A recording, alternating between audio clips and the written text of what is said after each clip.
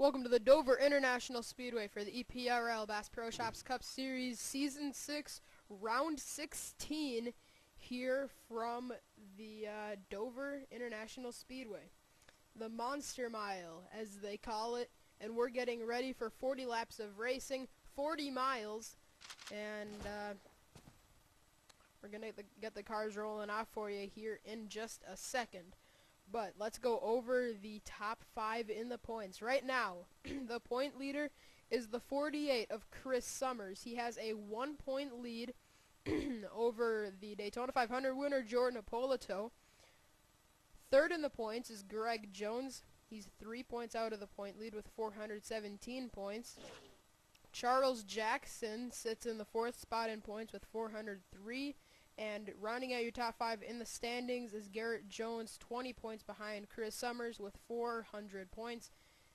Garrett Jones and Jeffrey Finge are the only 2 drivers to have 2 wins, and that could help them out if they fall out of the top 10 in the standings. They could easily get themselves a wild card. But with the wild card scenario, Cole Freilich right now is the first wild card. Joseph Bryant, Dion Petty, Sean Galligan, they're all racing for one of those other wild card positions. So this race here at Dover could have big scenario, a big scenario in the chase turnout. So let's send you down trackside to get the command here at Dover. Drivers, start your engines!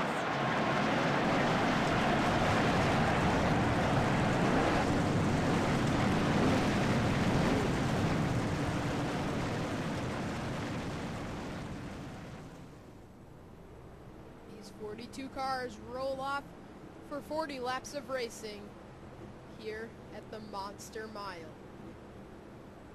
Charles Jackson, one of the top 5 drivers in the points, he starts last. See how that turns out. So Richard Johnson is on the pole. We forgot to go over the top 5. We were busy with the pre-race stuff, but it is Richard Johnson on the pole. Second is John Dillon. Starting third is CJ Sorensen. Fourth is Garrett Jones, and rounding out your top 5 is Joseph Bryant. So here we go then. Here we go into turn 3. Richard Johnson is going to lead the field of 42 down to the green flag for the AAA Insurance 400 live here at Dover. Coming out of turn number 4, pace car peels off onto the pit lane, and Richard Johnson, the rookie, comes out of turn 4 looking for his second win, but he starts this race alongside the winningest driver in the Bass Pro Shops Cup Series. That is John Dillon. The green flag is out, and we're underway here at Dover. And already CJ made a look to the bottom, but he tucked back in line, knowing better.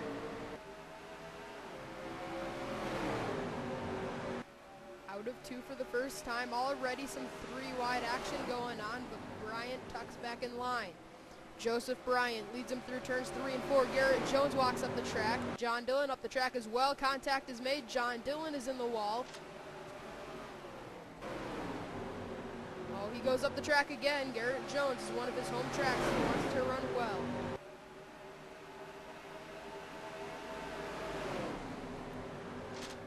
Heading off into turn 3. John Dillon continues to slide back, and right here this could be dangerous. Julie Stewart. John gets into the wall. There's more contact further back, including the point leader, Chris Summers. Up front, it is still Richard Johnson leading the field. It's a very high bank track all the way around. Some of the highest banked straightaways we will see here in the Bass Pro Shops Cup Series. Julie Stewart just got into the wall a bit coming out of turn 4. I'm sure some more. Yeah, I think they... Nope, they didn't. There's Sean Galligan. He was the Pigs Creek winner last time out. Looking to win 2 races in a row and help himself out for his chase bid. And the caution is out. Saw the caution lights on. They're racing back right now. It is Richard Johnson. Looks like he's going to win it back. CJ walks up the track. Joseph Bryant is going to make a look under him, but CJ's going to get the better of him, and Richard Johnson wins the race back to the line. There's a crash in turn 1, and it's Kurt Kozlowski Mitch Speed, Andrew Schwartz. Schwartz on a hot streak. That's going to affect him. Jordan Balkin, Kyle Smith, and they're wrecking again in turn 1. It's Jeremy Balkin and Drew Austin. And I believe more than likely T.O. Bain got in that. So caution is out for the first time here at Dover. Let's get a replay. Alright, let's get you a replay of what just happened. Andrew Schwartz pinches Kurt Kozlowski on the backstretch. He pinches him up into Jordan Balkin. Jordan spins. Schwartz goes to the bottom, but when he hits the apron, that car snaps around. Mitch Speed, innocent bystander, and Schwartz backs into the 0-1 machine. Now, what happened? Back down in turn 1 after the caution came out. Let's see. It was Jeremy Balkin, Drew Austin, this little gang back here all got in some trouble. Alright, let's slow this down for you. So the caution flag is already out. And right there, T.O. Bain, that is the significant contact. Spins him down and up in. That's like exactly where the other guys hit. Greg Jones did an amazing job getting through that without spinning when he hit the apron.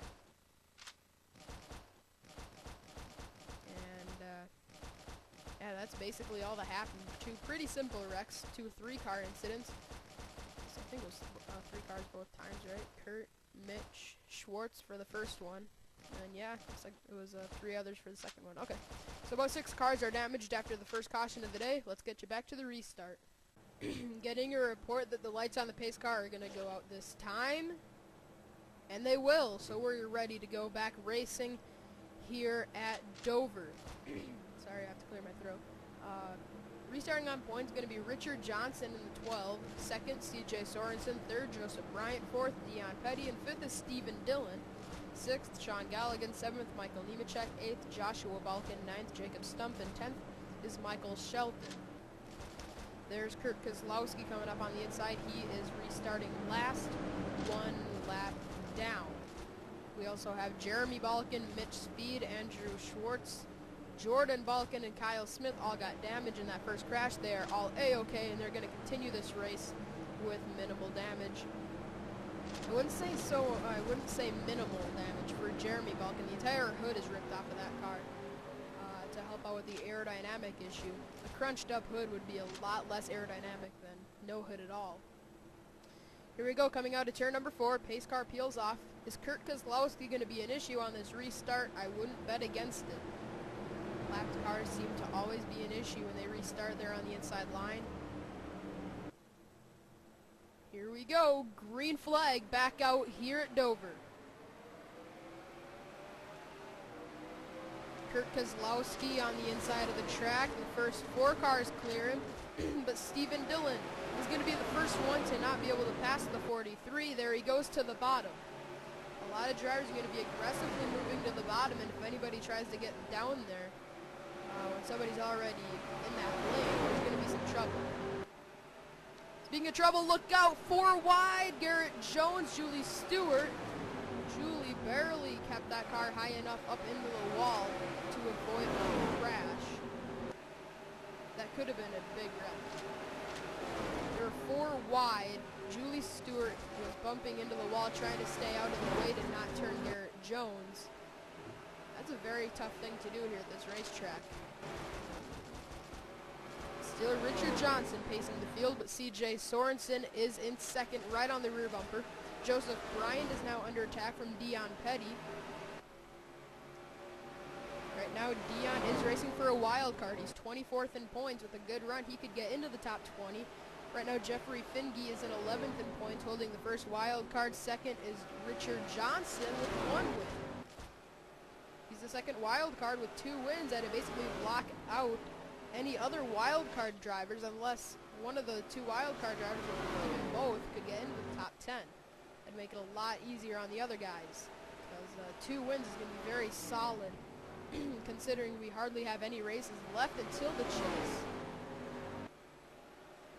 And we have some wild card tracks in these next few. We're here at Dover. We got Ricky Raceway in Talladega before the chase. And you know anything can happen there.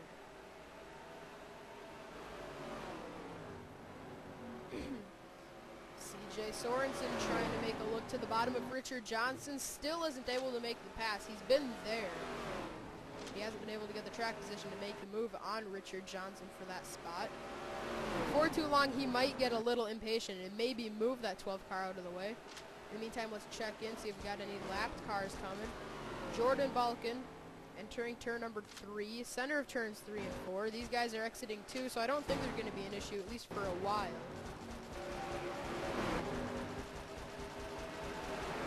This is the first main battle on the racetrack. There's Jeffrey Finke, 11th in points, 2 wins. He has a wild card. Henley gets into the wall. Further back, I saw Danny Wells get sideways. All those guys kept themselves from wrecking. Man, CJ all over the back bumper of that 12. Richard slid up the track just a bit. CJ made a look to the bottom, wasn't able to do it, and it's still Richard Johnson leading the race. We're approaching halfway, and Richard Johnson has led every lap in this event, but now CJ, he's still right there. Any slip by Richard Johnson is without a doubt gonna put CJ Sorensen in the lead, unless Richard Johnson slips into CJ, then obviously they would both get taken out. Then there might be some helmet throwing. Turn 2, Richard Johnson, and you can't forget about Dion Petty and Joseph Bryant, because they are closing in on these 2 leaders. And how ironic is it that Richard Johnson is leading the field? He is currently the 2nd wild card holder. CJ Sorensen, he's just kind of there. He's out of anything for the wild card. Dion Petty, he's racing for a wild card. Joseph Bryant is racing for the wild card. And both Stephen Dillon and CJ Sorensen are in the 40s in points. 41st and Stephen is 40th, CJ is 41st. So they're not racing for anything. Except for wins, basically. And if CJ could bring this, if he could win this race, it'd help him. But I don't know how much it really would, considering how far out he is even of a wild card. And we just saw Jordan Balkin and Jeremy Balkin pop into the picture. They are going to be a big factor in this race. This could be CJ's opportunity to get around Richard Johnson. We're past halfway. We're undoubtedly going to catch him, unless the caution comes out like right now. And it's not out, so. And now here comes CJ to the bottom of Richard Johnson. Approaching lap traffic, the leaders side by side, and CJ is going to use Jordan Balkin as a pick to pass Richard Johnson. Now Dion Petty underneath Richard for 2nd. They're still approaching Jeremy Balkin. Jordan is still there. Here comes Dion trying to make the pass for the lead. He's not able to do it yet, but CJ Sorensen now drives out into the lead.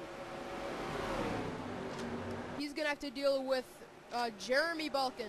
Jordan still holding up Richard Johnson, and now CJ is clear of Jeremy Balkin. Joseph Bryant, oh, he slides up into him. That was very close. As they run, new point leader is Jordan Apolito. Richard Johnson runs Jordan Balkin up the track. Jordan might get into the wall here on exit. Never mind. Jordan's car is pretty well off the pace, so he can get up near that wall and not hit it because he's going a lot slower than these guys. Oh, jeez. Jordan Balkin nearly got wrecked by Jordan Balkin. Jeremy Balkin nearly wrecked Jordan Apolito. And now CJ drives.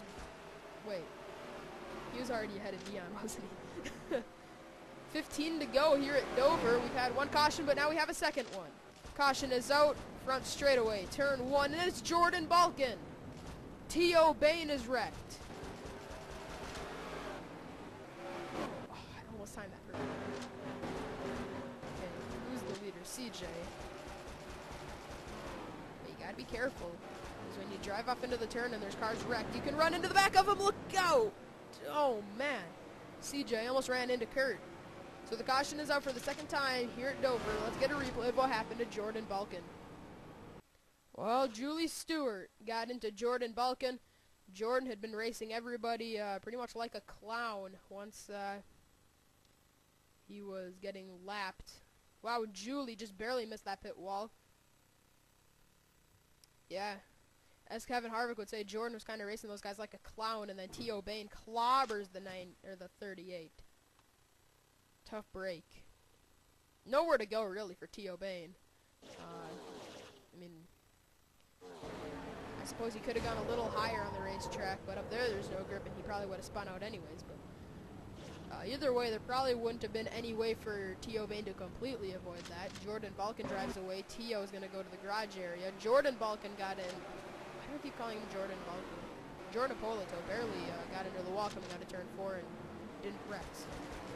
Caution is out here for the second time at Dover. Let's get you back to the restart where it's going to be C.J. Sorensen leading the field. When we restart, there will be 10 laps of racing to go here at Dover. C.J. Sorensen's the leader, Dion Petty second, Joseph Bryant third, Stephen Dillon fourth, and Michael Nemechek is fifth.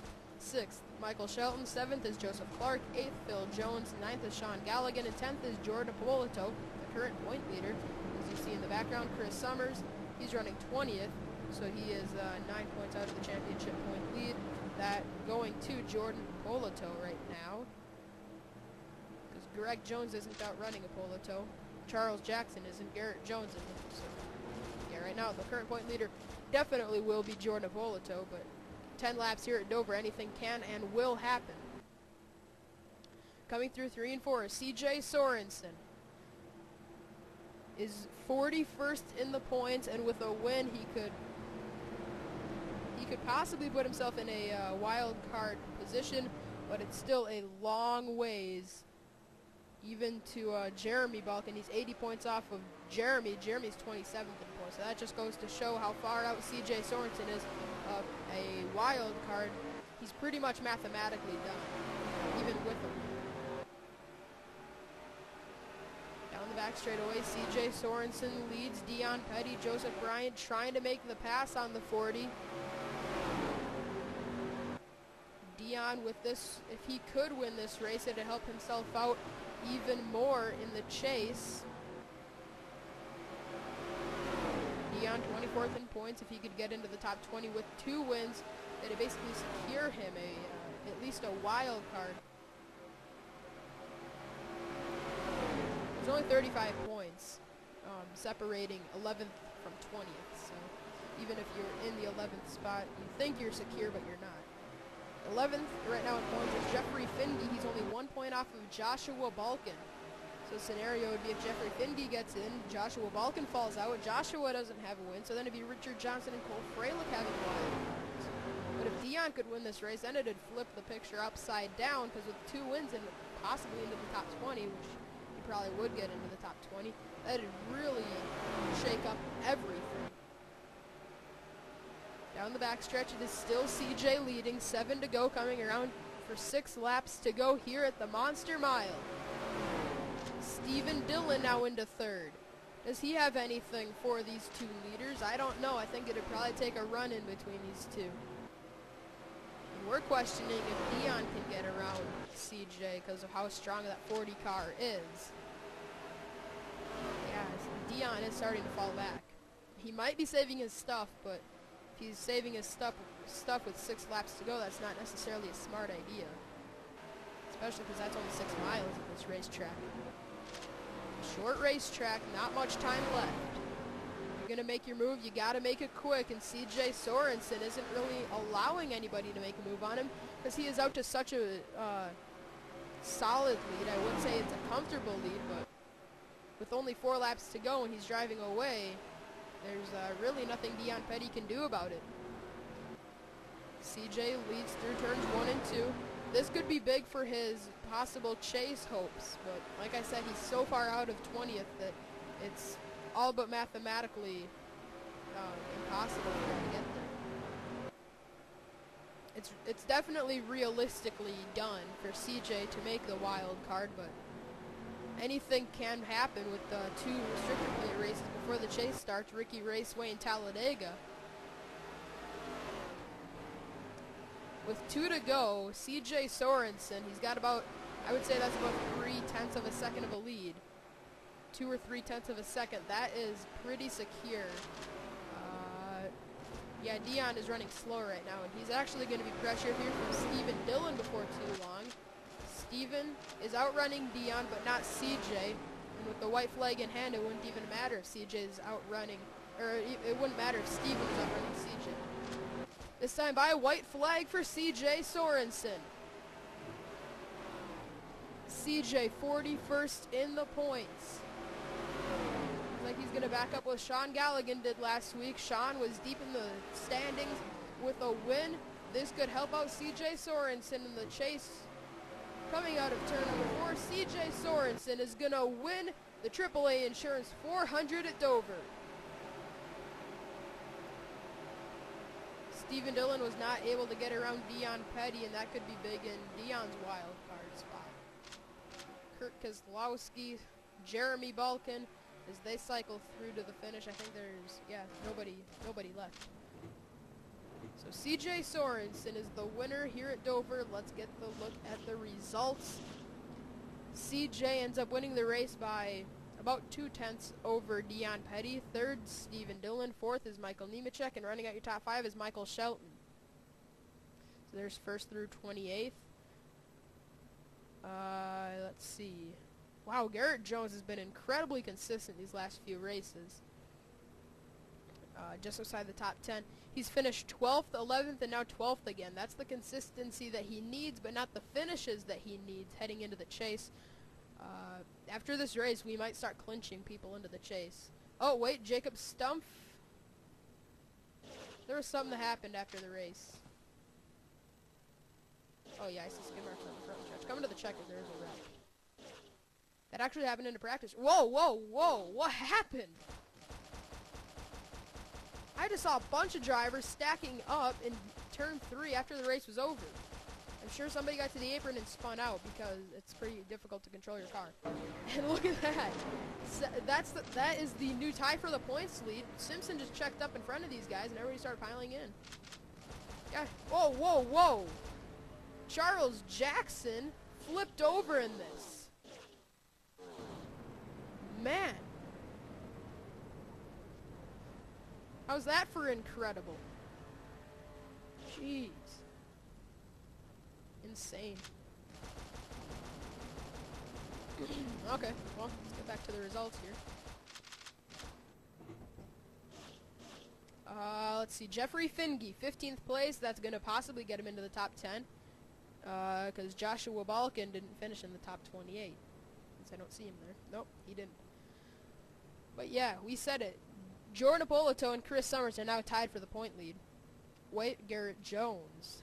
No, Garrett's 20 out of the point lead and outdoing Apolito by 5 spots and Summers by 6. That's not going to get him anywhere. Well, it's going to help him, but it's not going to get him the point lead. Also, for each win that you get, even if you're a wild card driver, you get 3 bonus points. And for leading at the end of the regular season, you're going to get 5 bonus points heading into the chase. So if you have 2 wins, and lead heading into the chase, that's a big bonus because that's what 6. That's an 11-point gain ahead of everybody. Unless they have a win, then it'd be about 8 points because 3 bonus points for each win. But back to the results here. Charles Jackson, that could hurt him for leading at the end of the regular season, getting those 5 bonus points. He was 4th in the standings entering this race, 17 out of the point lead. Finishing 27th is going to hurt his chances of those 5 bonus points. Jordan Balkin, T.O. Bain were the only 2 drivers out of the race. Jeremy Balkin, Kurt Kozlowski were both a lap down. Mitch Speed finishing 38th. That could affect him because he was 21st in points entering this race. If he can make it into the top 20, I mean, he's still realistically within the reach of getting into the top 10 without any assistance of the wild card. But it looks like for CJ Sorensen with this win, he's gonna have to get in via wild card. I think he's actually mathematically done for getting into the top 10 after this race. But we're gonna go over the standings and at race 17, which will be at probably Ricky Raceway. That might be race 18. I'm still not sure yet. But congratulations to CJ Sorensen helping himself out in the possible wild card.